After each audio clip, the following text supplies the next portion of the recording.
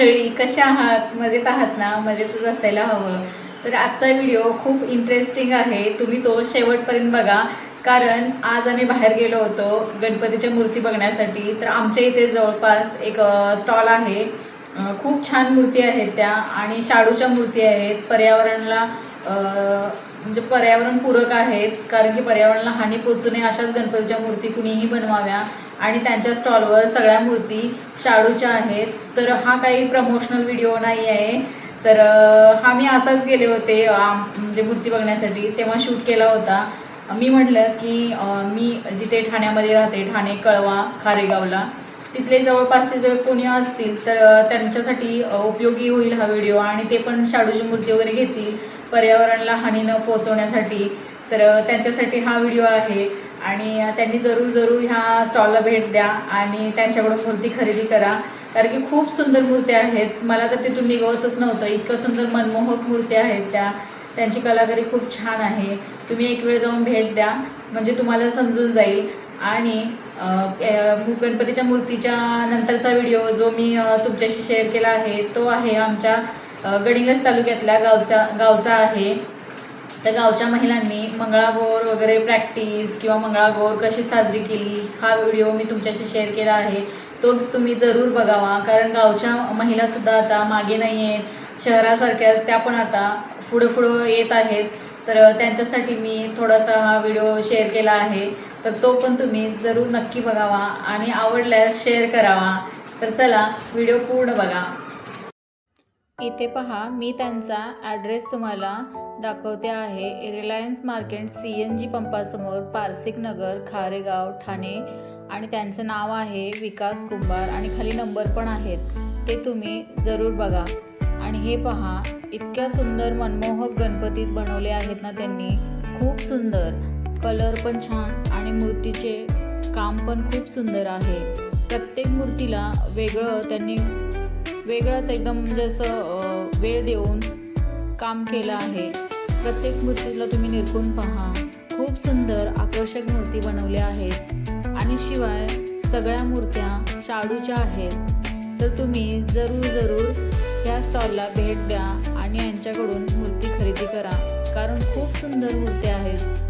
सगळ्याच मूर्तीचं तुम्ही डिझाईन, काम, कलर सगळं बघा, किती आकर्षक केलं आहे. मूर्ती मोठी असू दे किंवा छोटी असू दे, प्रत्येक मूर्तीला एक वेगळंच रूप दिलं आहे त्यांनी. खूप सुंदर आहे. मला तर असं वाटत होतं ही मूर्ती घेऊ का ती मूर्ती घेऊ. खूप सुंदर मूर्त्या आहेत. हे पहा, ही बसलेली मूर्ती किती सुंदर दिसते.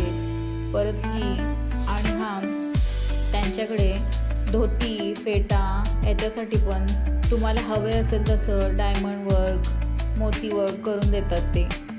त्याच्यामुळं आपण फक्त मूर्ती चॉईस करायची आणि पुढचं काम जर अजून पाहिजे असेल तर त्यांना तुम्ही सांगू शकता. खूप सुंदर मूर्त्या बनवल्या आहेत. हे पहा, इथे फेट्याला काम किती सुंदर केलं आहे. आणि इकडे पण काही मूर्त्या त्यांनी झाकून ठेवल्या होत्या, कारण की पाऊस येतो आहे. पावसामुळे मूर्ती वगैरे खराब होऊ नये याच्यासाठी त्यांनी झाकून ठेवलं होतं. तर हे पहा, खूप सुंदर मूर्त्या आहेत. सगळ्याच मूर्त्या हे बघा, बालरूपातील मूर्ती किती सुंदर दिसते. आणि आपला लालबागचा राजा त्याची प्रतिकृती बनवली आहे, ती पण खूप सुंदर आहे. इथे पहा, किती सुंदर कलर वगैरे वापरले आहेत त्यांनी. सगळ्याच मूर्त्या खूप आकर्षक आहेत. सगळ्याच मूर्तींना असं वाटत होतं की तिथे थांबून बघत बसावं, त्यांच्यावरून नजरच हटत नव्हती. हे पहा, कृष्णाच्या रूपातील मूर्ती, परत कमळावर बसलेली मूर्ती खूप सुंदर आहे. आता आमच्या गावच्या महिलांचा मंगळागौर कार्यक्रमाचा आनंद घ्या.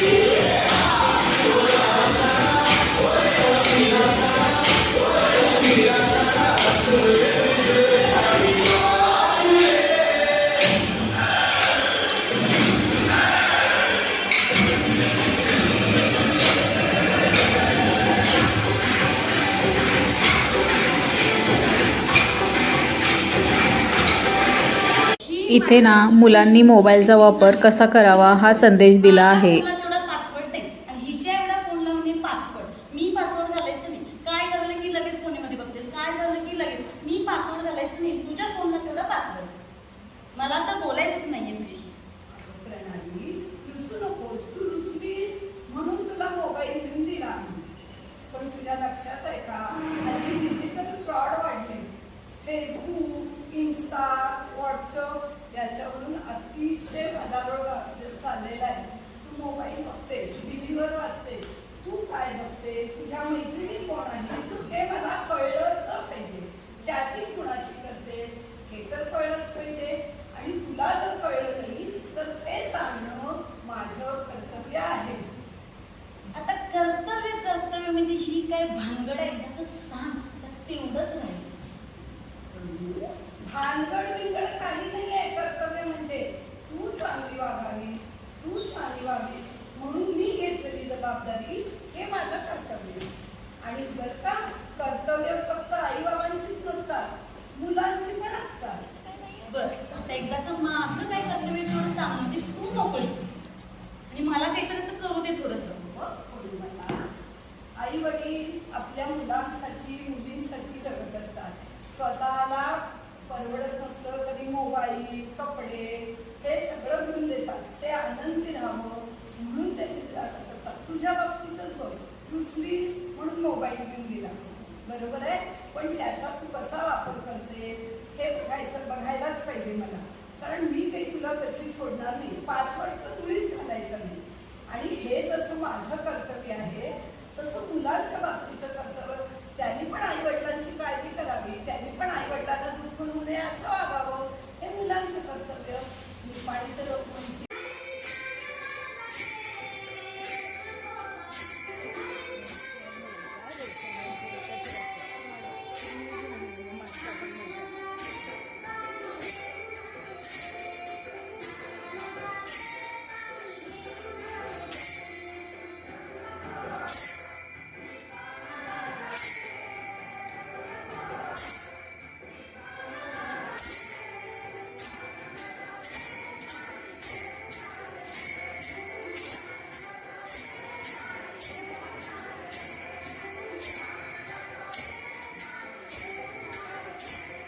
चला तर मग मंडळी, व्हिडिओ आवडल्यास व्हिडिओला लाईक, शेअर आणि कमेंट करा. आणि हां, सबस्क्राईब करायला विसरू नका. सबस्क्राईब करा.